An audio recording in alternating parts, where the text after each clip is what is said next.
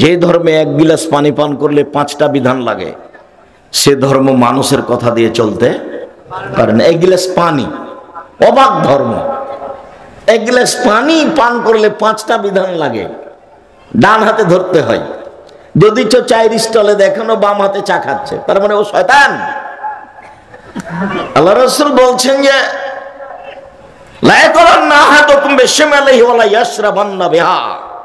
অবশ্যই অবশ্যই তোমাদের কোন ব্যক্তি যেন বাম হাতে না খায়, বাম হাতে পান না করে। নিশ্চয় শয়তান বাম হাতে খায়, বাম হাতে পান করে। হাদিস বুখারী মুসলিম। বাম হাতে কে খায়? শয়তান। বাম হাতে পান কে করে? শয়তান। এ কথা কে বলেন? মুহাম্মদ সাল্লাল্লাহু আলাইহি সাল্লাম। যেখানে কোনো সন্দেহ নেই, আম গাছে জাম ধরতে পারে, ধরে না। আম গাছে জাম ধরতে পারে, ধরে না। অমাবস্যার রাতে চাঁদ উঠতে পারে, উঠে না। সুঁয়ের ছিদ্র দিয়ে লাঙ্গলের ফাল ঢুকতে পারে, ঢোকে না। সুঁয়ের ছিদ্র দিয়ে লাঙ্গলের ফাল ঢুকে যেতে পারে। আম গাছে জাম ধরে যেতে পারে, অমাবস্যার রাতে চাঁদ উঠে যেতে পারে, এগুলো ঘটে যেতে পারে। আমি যেটা বললাম, এতে সন্দেহ আছে বলে কিয়ামত পর্যন্ত চেষ্টা করলে সরিষা ঢোকানো যাবে না। যা বলছি তাই থাকবে, তার নাম বুখারী মুসলিম। আল্লাহ রাসূল বলছেন, আয়েশা রাদিয়াল্লাহু তাআলা আনহা বলেন, ইয়াদু রাসূলিল্লাহ সাল্লাল্লাহু আলাইহি ওয়াসাল্লাম ইয়ুমনা আই ইউসরা, ইয়াদুল ইয়ুমনা লিল আকলি ওয়াশ শুরবে আত-তুহুরি। রাসূলের ডান হাত খান ছিল খাওয়া পান করার ভালো কাজের জন্য, আর বাম হাত খান ছিল লিল বাউলে, পেশাব পায়খানার জন্য, আলিল কাজারে, খারাপের জন্য। যে লোকটা এখনই বাম হাতে চা খাচ্ছে, ওই লোকটার স্যান্ডেলের উপর একটা ময়লা লেগে গেছে, এখন আরো ডান হাতে ধরবে না, বাম হাতে ধরে এটা সরাবে।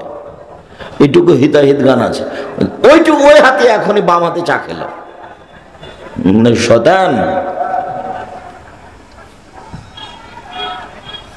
জি, ডান হাতে ধরতে হবে, বসে পান করতে হবে, 3 শ্বাসে পান করতে হবে, পান শেষে আলহামদুলিল্লাহ বলতে হবে।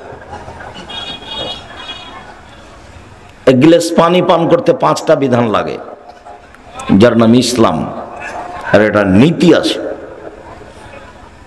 বিছানা আমার, বাড়ি আমার, আমি আমার স্ত্রী সুন্দর করে বিছানা সাজিয়েছে, কিন্তু আমি আমার ইচ্ছে মতো শুইতে পারবো না।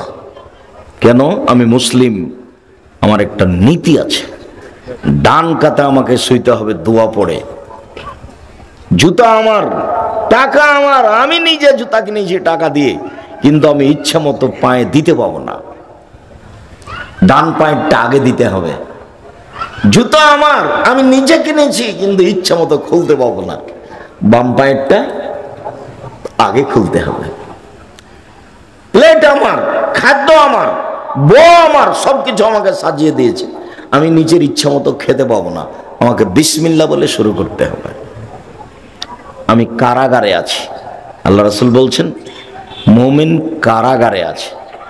যারা ঢাকা কেন্দ্রীয় কারাগারে আছে, স্বামী স্ত্রী দেখতে যায়, দরজায় দাঁড়িয়ে থাকে, দুইজন মিলে কান্নাকাটি করে, একজন আরেকজনের গায়ে একটু হাত লাগাতে পারে না, তাই বুঝলো কারাগার।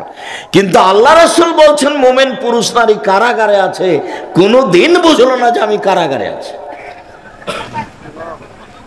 সুন্দর করে দিন কাটাচ্ছে, মেয়ে গার্মেন্টসে চাকরি করছে, টাকা ইনকাম করছে, বাপ বসে খাচ্ছে।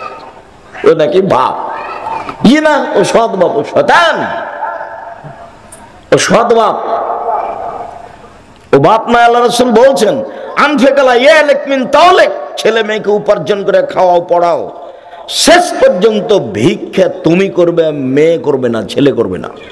তুমি যতদিন পর্যন্ত বেঁচে আছো, তুমি ছেলে মেয়েকে ভিক্ষা করে খাওয়াবা, এটা তোমার শেষ উপার্জন। তুমি ছেলে মেয়েকে ভিক্ষা করে পড়াবা, তুমি বেঁচে আছো। ছেলে টোকাই হলো মানে কেন হবে? এর নাম ধর্ম, এর নাম ইসলাম, এর নাম নীতি। সব জিম্মেদারি বাপের।